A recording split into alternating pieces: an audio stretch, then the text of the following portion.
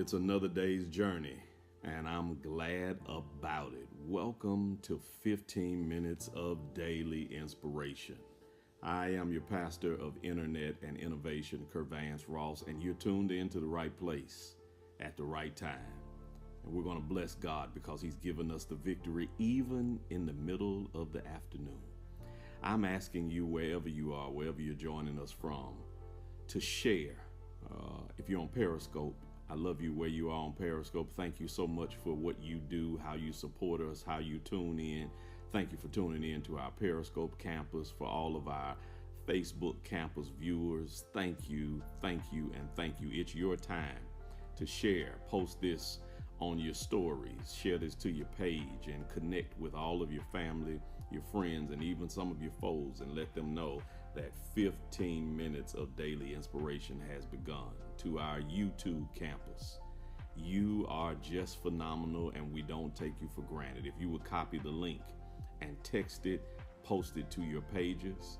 And last but not least, we are newbirth.org and our New Birth Global campus participants. Thank you. We appreciate you, and we're grateful. You know that we are one day closer to Resurrection Sunday, and we've been in the season of Lent. You've been meeting us on Tuesday for prayer calls with Dr. Bryant. You've been meeting us here every day for 15 minutes, and you know that we are going for the W. We are drinking our water. We are walking. We are staying away from wheat. We are not whining, and we are in our word.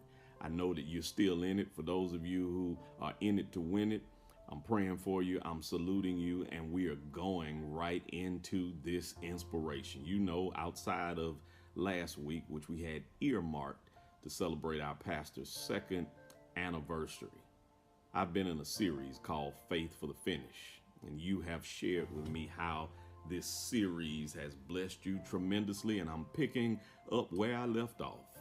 If you go right now to the book of Matthew, the Gospel of Matthew, chapter 21, and I'm only looking at one verse number 10 in the NIV version, Matthew 21, verse 10. Matthew 21 and 10 reads, "When Jesus entered Jerusalem, the whole city was stirred and asked, 'Who is this?'" Again, when Jesus entered Jerusalem, the whole city was stirred, and they asked, "Who is this?"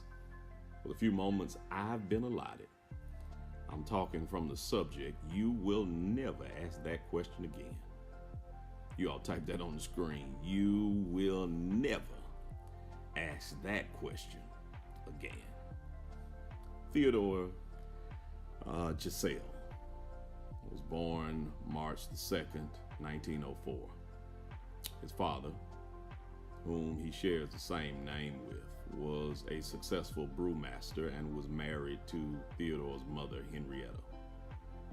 When Theodore reached the age of 18, he decided that he wanted to go to college and enrolled in Dartmouth, where he later became the editor-in-chief of a comedy-based magazine called The Jack-O-Lantern. But as a consequence of a night of college drinking in his dorm room with some friends, and seeing that at this time in our history, Prohibition had not gone into effect until January the 17th of 1920 as an act. So as a consequence of this circumstance, he was fired from the staff magazine. Yet craftily, to maintain the contribution to the magazine and to continue to pursue his gift, Theodore decided to create a pseudonym. And instead of using his name, he used this pseudonym and continued writing for the magazine. Let me pause right there at the onset of this message and speak a word of prophecy to only 75 of you who are listening to me right now. Hear me when I tell you, there are areas in your life that people with your name have been successful in navigating, and you have become consumed by those same areas. And it seems like you're getting ready to get kicked off of your road to destiny. You're getting ready to be sidetracked on your purposeful journey. But hear me when I tell you, you will not lose your opportunity to be a contributor. Let me hear you understand that this is your moment for a praise break. This is not a trick. The treat is God is poised to give you a name that will make you an even greater contributor to his plan. I'm excited about it because I don't care what has happened in your life. I don't care how you've been sidetracked, how you've been sidelined. I don't care if the bank has declined you, if the house is under contract by somebody else, if the job wants to restructure your department, if the school has no more scholarship funds for you. God is about to give you another name. You want to know what your name is going to be? Your name is going to be approved. God Almighty. Your name is going to be blessed. Your name is going to be highly favored. Your name is going to be more than conqueror. Let me help you understand, your mistakes will not detribute or deter your contributions. What I want to help you understand is Teddy ultimately graduated from Dartmouth. And once he graduated from Dartmouth, he began attending the University of Oxford in England because he had a goal of becoming a professor. But in 1927, after getting close to obtaining his doctorate, he dropped out of Oxford. And interestingly enough, in the same year, upon returning to the States, he maintained and went back to his original pursuits and passions and became a full-time cartoonist. Ultimately, he maintained the pseudonym that he used to stay as a contributor in the college magazine at Dartmouth. And he embraced it during his college years, and he continued writing magazine articles along with his cartoon drawings. Both his articles and illustrations were published in numerous magazines, including Life and Vanity Fair. Over the next 20 years, Ted's name and work would be nationally held in the writing community and would ultimately lead to him writing his first book. This is another moment for me to encourage you who are listening to me at this moment, whether you're listening to me live or you're going back watching this. If you can hear my voice, when God has his hands on you, when God has his hands on your life, when God is writing the script in the magazine of your moments, realize that you can often think that you were buried, but what was supposed to bury you has been designed to bless you. Your missteps that you thought were going to castrate you are about to catapult you. You have embodied the type of faith that has to let you know, no matter what I've gone through, no matter what mistakes I've made, no matter how many times I've sidetracked my own self, I've got the faith to realize that for we know, somebody is listening to me, that all things work together for the good of them who love the Lord. Even when I'm wrong, it's working together. When I'm right, it's working together. When I'm up, it's working together. When I'm down, it's working together. And I got the faith to finish this thing. Ultimately, Thomas Geisel wrote his first book, as I shared with you. And although his first book was rejected 27 different times, he never gave up. He kept on writing. And as a result, he obviously found himself with enough faith to finish. And although he had been rejected 27 different times, he ended up penning more than 60 different books. I apologize. Forgive me for those of you who've tuned in and been following everything I've stated. I'm almost out of my time, and I realize that you're asking the question, who is this man? I've never heard of Theodore Geisel. You talking about him like he's a name that we should know. And I found out that as I went through the comic strips and the magazines of these moments in the Bible, I opened up the magazine called Matthew. And here in our text this afternoon, this same circumstance is happening to a man named Jesus. Because as he's getting ready for Palm Sunday, that is going to happen in just a few days, he's in a position where he's told his disciples that there's a colt and a donkey in somebody else's barnyard. Go and get it. I am ready to go into the city, and I'm ready to make my triumphant, victorious reign and parade through the city. And if anybody asks you what you are doing, taking this colt and this donkey, remind them that Jesus has need of them.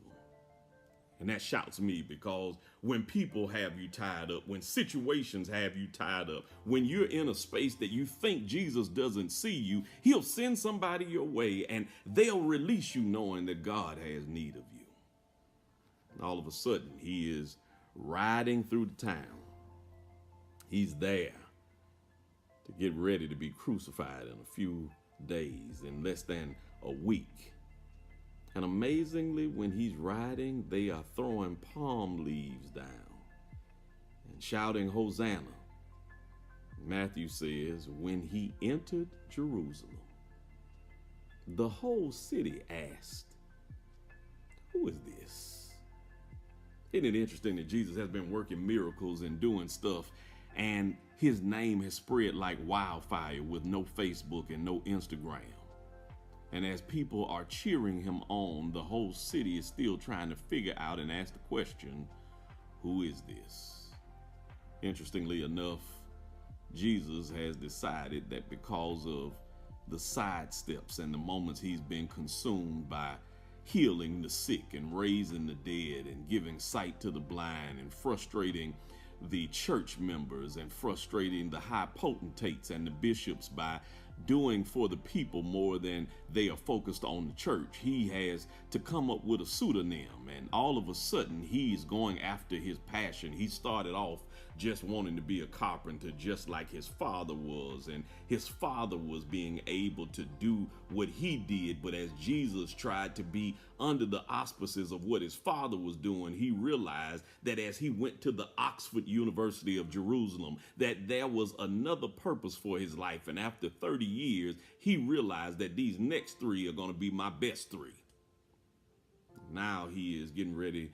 He's been doing all of this, not under the name of, isn't that Joseph's little boy? Not under the name of, isn't that Mary's son?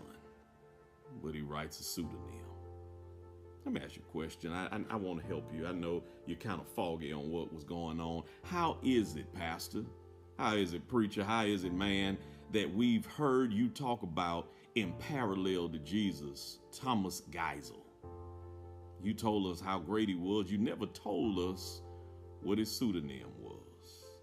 I forgot to tell you, he used his middle name in the midst of this circumstance, and he was close to his doctorate and never obtained it. But when he found himself on the road to destiny, on the road to his purpose, to keep from losing his journey, could keep from losing his grip, instead of using Thomas, instead of using Theodore, instead of using Ted, instead of using Geisel, he just used what he almost accomplished and just used his middle name, and he called himself Dr. Seuss.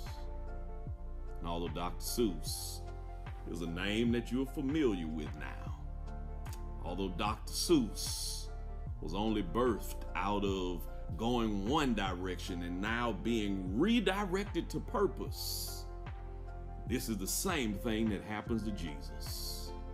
Thomas Geisel's middle name is Dr. Seuss, and Jesus had to use a pseudonym because they weren't clear on who he was, because there were a million other people named Jesus. There were a million other people named Jesus, and he decides that if I'm going to be able to be impactful, no matter how many times you deny me, no matter how the fact that after this moment, and you're asking who is this, and you realize that it is Jesus, you are still going to choose Barabbas and throw me away.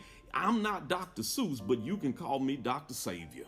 I'm not just Jesus. I'm not just your individual who has a name that you've heard before. I'm the doctor who's never lost a case. I'm not the carpenter's son. I have a carpenter as a father, and he has now put me in a position where my earthly father was wildly successful as a carpenter, yet wood tried to bury my destiny when you put me on the cross, and the controversy tried to tarnish my name, but recognize my contributions are too great to stop.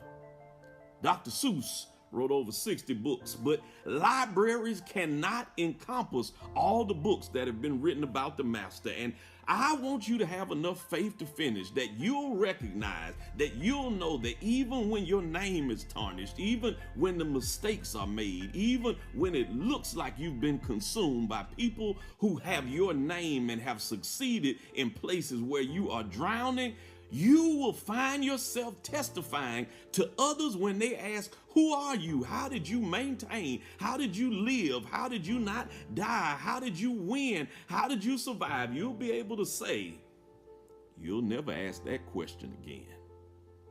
Because I had the faith to finish. I like green eggs and ham. I like them Sam I am. I met the cat in the hat, and the cat in the hat was a man named Jesus, and the hat he wore was a crown of thorns that they pushed down on his head to try to sidetrack him. But I recognize that he didn't give up, even when it looks like he was dead. People no longer ask, who is this? They say, come see a man who told me all that I had done and put me on the right track because I followed Jesus. There's no turning back. No turning back. The world behind me, the cross before me. I am going to press on because you will never ask the question who I am. I'm faithful. I'm a believer. I'm a survivor. I'm focused. I'm purposed. And I've got the faith to finish. I'm out of my time. Thank you so much for yours. I pray that this message has blessed you and blessed you abundantly. You are going to finish. Doesn't matter what mistakes you made in the past. It doesn't matter that you had to use a different name. They started calling you a failure, but they have to call you a follower of faith. They said you were going to be nothing. You're going to be like your daddy. You're going to be like your mama. And you proved them all wrong. And nobody is asking the question now. They'll never ask this question again. You are going to win. And you're going to win abundantly. If this message has blessed you, if this message has come down your street and it's given you the faith to finish, I need you to sow a seed and invest in the kingdom right now. You realize that you're in a situation where you are getting ready to take off. You realize that people are scratching their head and they're celebrating you and don't even recognize your name. And God is about to make your name great. If this message is impacting you, if you'd sow a seed right now, the giving prompts are on the screen. If you would go right now and sow a seed in the kingdom here at New Birth. On top of that, you've said before that I want to continue on, but you're continuing on without Dr. Jesus. You didn't like green eggs and ham. You were frustrated with church. You were turned off by church until you ran into the church at New Birth, where after and during a pandemic, we took church beyond the four walls, and you've seen how God works in this place called New Birth. And now you like green eggs and ham. You like them in a house. You like them with a mouse. You like them with your spouse. Whatever that is, I don't want you to go another further without being connected to the God that will give you the faith to finish. Right now, if you would just click join newbirth.org. We're waiting on you. Christ has need of you, and we want you to be connected. And if you need prayer, this is your moment. If you'd email us at prayer@newbirth.org. Our intercessors are waiting to pray for you. You're going to have faith to finish. I'm so excited about who you are. And in the words of one of the greatest bishops I've ever heard, I see you in your future, and you sure look better than your past. I love you. There's absolutely nothing you can do about it. Keep the faith. Go for the W. And realize You will never have people asking the question again, who are you? You're more than a conqueror. Thank you so much for tuning in. Stay where you are. We got a few more announcements for you. Have a great remainder of the day and a virus-free remainder of the week. And I'll see you when I see you. Peace. Hey, what's up, New Birth? You know what time it is. Time for your video announcements. New Birth, did you know our goal is 2,000 pairs of eyeglasses for those who can't afford prescription glasses? We're getting close, but we still need your help. Drop off your glasses inside New Birth and the Bell Family Life Center. Our collection ends Saturday, April 3rd, and also on that day, our second look, the King's Closet Clothing Drive, will be collecting new and gently worn clothing from 10 a.m. until 2 p.m. It's a great time to start spring cleaning. New Birth and the EICC presents the Launching Pad, positioning your ideas, dreams, and business to take off Saturday, April 24th from 10 a.m. until 1 p.m. Come hear noted speakers like our very own Dr. Bryant, Dr. Rick Wade, Senior Vice President for the U.S. Chamber of Commerce, as well as Pinky Cole, founder and CEO of the amazing Slutty Vegan brand and franchise. Early registration is now open, but seats are limited for this virtual event. Visit Eventbrite and search for the Launching Pad. Also, we want you to join us online Palm Sunday live from New York City. Tell a friend and start a watch party as Dr. Bryant will be ministering in the Word in the city that never sleeps, Sunday, March 28th. Register today by texting NBNYC to 71441. Seats are limited and you must have an official ticket to attend. Bring your water and come walk with the pastor every Saturday morning from 8 a.m. until 9 a.m. We're still in our Lenten journey, so stay focused. Visit newbirth.org for more information. And don't miss the weekly Lent prayer call every Tuesday at 7:30 a.m. The prayer call number is 609-663-5452. And that's it for your video announcements.